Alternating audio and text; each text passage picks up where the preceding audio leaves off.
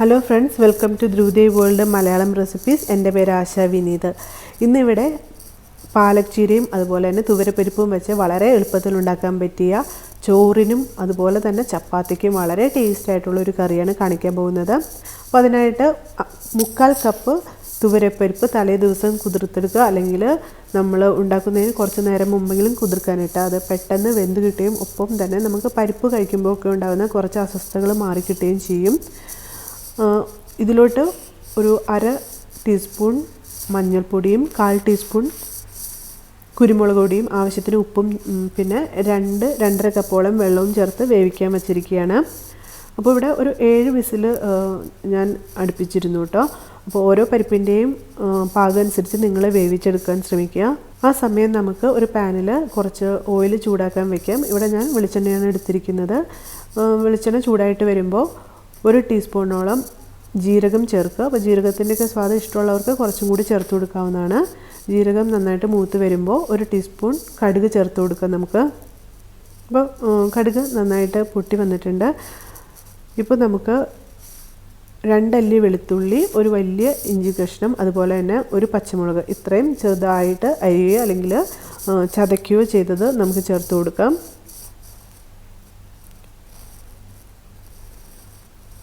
ഇനി നമുക്ക് തീ കുറച്ച് വെച്ചിട്ട് ഇതൊന്ന് കളർ ചേഞ്ച് ആയിട്ട് ആ ഒരു പച്ചമണം മാറുന്നത് വരെ ഒന്ന് ഇളക്കി കൊടുക്കാം.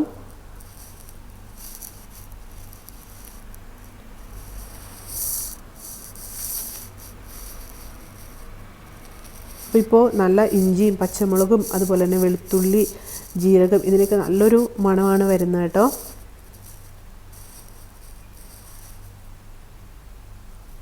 ഇനി നമുക്ക് ഒരു സവാള അല്ലെങ്കിൽ ഒരു കൈപ്പിടിയോളം ചെറിയ ഉള്ളിയായാലും മതി, ഇത് ചെറുതായിട്ട് അരിഞ്ഞത് നമുക്ക് ചേർത്ത് കൊടുക്കാം.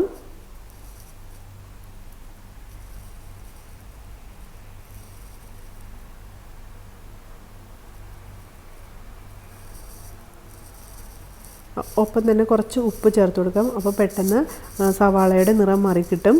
സവാള അധികം വഴറ്റണ്ട, കുറച്ച് നിറം മാറി കിട്ടിയാൽ മതി നമുക്ക്. അപ്പോൾ സവാളയൊക്കെ ആവശ്യത്തിന് വഴറ്റിയെടുത്തിട്ടുണ്ട്. ആ സമയം നമുക്ക് 1/2 ടീസ്പൂൺ മഞ്ഞൾപ്പൊടി, 1 ടീസ്പൂൺ ഗരം മസാലപ്പൊടി, 1/2 ടീസ്പൂൺ മുളക് പൊടി ഇത്രയും ഇതിലോട്ട് ചേർത്ത് കൊടുക്കാം. ഇനി ഇത് 2 മിനിറ്റ് നമുക്കൊന്ന് ഇളക്കി കൊടുക്കണം. അപ്പോൾ സവാള ചേർത്തപ്പോൾ ഞാൻ മീഡിയം ഫ്ലെയിമിലാക്കിയിരുന്നു. ഇപ്പോൾ ഈ പൊടികൾ ചേർക്കുമ്പോൾ ലോ ഫ്ലെയിമിലോ ആക്കിയിട്ടാണ് 2 മിനിറ്റ് ഒന്ന് ഇളക്കി കൊടുക്കുന്നത് കേട്ടോ. അപ്പോൾ നമ്മുടെ പരിപ്പ് ഇത്രയും നന്നായിട്ട് വേവിച്ചെടുത്തിട്ടുണ്ട്. കണ്ടില്ല, വളരെ നന്നായിട്ട് നമുക്ക് വെന്ത് കിട്ടിയിട്ടുണ്ട്.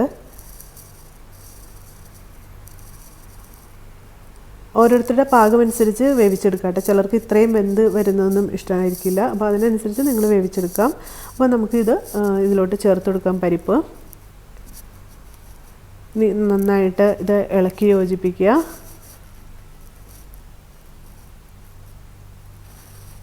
വെള്ളം കുറവാണെന്ന് തോന്നുകയാണെങ്കിൽ നിങ്ങൾക്ക് അല്പം ചൂടുവെള്ളം ഇതിലോട്ട് ചേർത്ത് കൊടുക്കാവുന്നതാണ് കേട്ടോ. ഇനി ഇത് ഒരു ഹൈ ഫ്ലെയിമിലാക്കിയിട്ട് നന്നായിട്ട് തിളപ്പിച്ചെടുക്കണം. പെട്ടെന്ന് ഇത് തിളച്ച് കിട്ടും കേട്ടോ. ഇതുപോലെ നന്നായിട്ടിത് ഇളക്കി കൊടുക്കുക. ഇവിടെ തിളച്ച് വന്നിട്ടുണ്ട് പരിപ്പ്.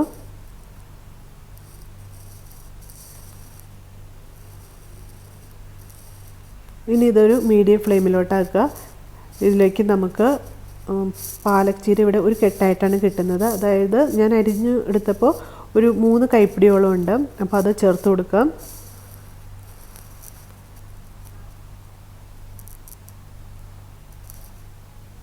ഒപ്പം തന്നെ 1 കൈപ്പിടിയോളം നമുക്ക് മല്ലിയിലയും ഇതിലോട്ട് ചേർത്ത് കൊടുക്കാം.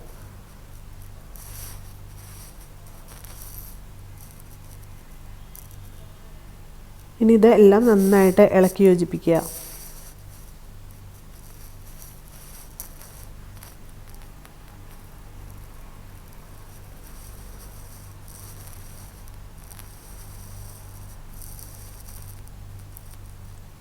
ഇതൊരു മീഡിയം ഫ്ലെയിമിലാക്കിയിട്ട് നമുക്കൊരു 5 മിനിറ്റ് നന്നായിട്ട് വേവിച്ചെടുക്കണം കേട്ടോ. 5 മിനിറ്റ് കഴിഞ്ഞു. ഇത് നന്നായിട്ട് തിളച്ച് വന്നിട്ടുണ്ട്. അപ്പോൾ നമുക്ക് ഇതൊന്ന് തീ ഓഫാക്കിയിട്ട് ഒരു 1/4 കപ്പ് ചൂടുവെള്ളം ഇതിലോട്ട് ഞാൻ ചേർത്ത് കൊടുക്കണം. എന്തിനാണെന്ന് വെച്ചിട്ടുണ്ടെങ്കിൽ ഇത് പരിപ്പ് കറിയൊക്കെ ഉണ്ടാക്കുമ്പോൾ നിങ്ങൾ ശ്രദ്ധിച്ചിട്ടുണ്ടാവും, അത് പെട്ടെന്ന് കട്ടിയാവും.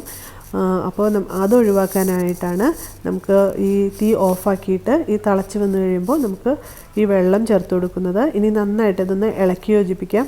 അപ്പോൾ ആ തിളച്ച ശേഷം നമ്മൾ ഈ വെള്ളം ചേർക്കുന്നതുകൊണ്ട് അത് നന്നായിട്ട് മിക്സ് ആയിക്കോളും. ഒപ്പം തന്നെ ഇത് ഈ ഒരു പരുവത്തിൽ എപ്പോഴും ഉണ്ടായിക്കോളും. നമ്മൾ എത്ര നേരം കഴിഞ്ഞാലും ഇതുപോലെ തന്നെ നമുക്ക് കിട്ടും. അപ്പോൾ പരിപ്പ് കറി ഇതുപോലെ ഇരിക്കുന്നതാണ് എനിക്ക് താല്പര്യം, അതുകൊണ്ടാണ് ഞാൻ അങ്ങനെ ചെയ്യുന്നത്. അപ്പോൾ കട്ടിയായിട്ടാണ് താല്പര്യമുള്ളവർക്ക് അത് ചേർത്ത് കൊടുക്കേണ്ട ആവശ്യമില്ല കേട്ടോ. അപ്പോൾ നമ്മുടെ കറി ഇവിടെ റെഡിയായി കഴിഞ്ഞു.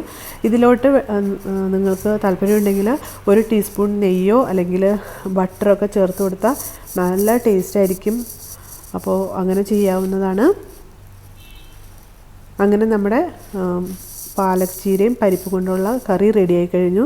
ഇത് നമുക്ക് മസൂർ ദാൽ, അതുപോലെ തന്നെ ചെറുപയർ പരിപ്പ്, അങ്ങനെ പല പരിപ്പുകളും വെച്ചിട്ട് ഇങ്ങനെ ഉണ്ടാക്കി എടുക്കാവുന്നതാണ് കേട്ടോ. അപ്പോൾ ഈ കറി ഇഷ്ടമാവുകയാണെങ്കിൽ നിങ്ങൾ എൻ്റെ ചാനൽ സബ്സ്ക്രൈബ് ചെയ്യുക, എന്നെ സപ്പോർട്ട് ചെയ്യുക. താങ്ക്